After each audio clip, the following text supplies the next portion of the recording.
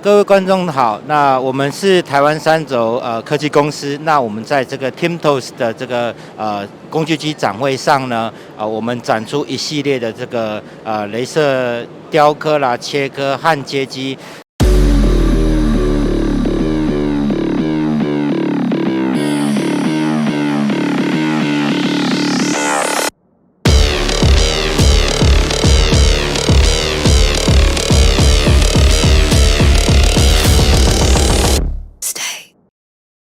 那我们的雷射雕刻机呢，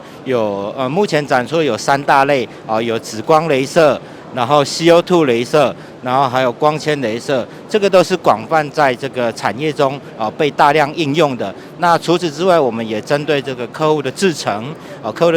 我们也给予一些建议的加工的方案。那我们还有这个现在非常热门的这个雷射焊接机，这雷射焊接机呢，我们有3种瓦数。那现在是1500瓦的焊接，它的焊接非常的方便。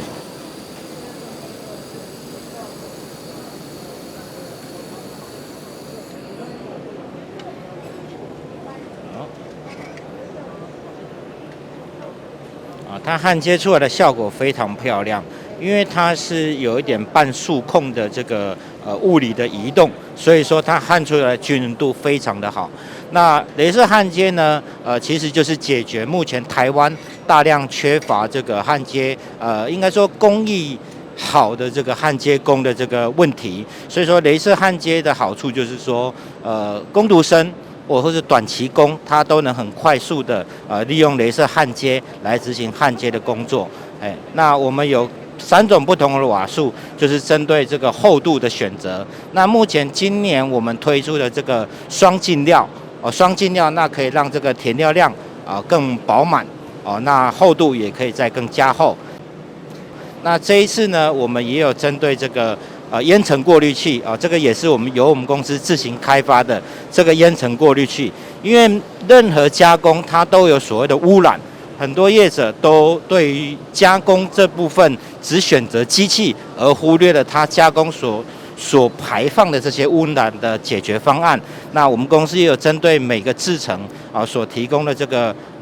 污染的这个方案，提供给这个我们的用户。那再来就是说这个雷射切割机的部分，我们这一次展出的呢是这个板管切割机。那板管切割机我们有各种瓦数，这一款是1500瓦的功率那它可以切板我们现在进行切板。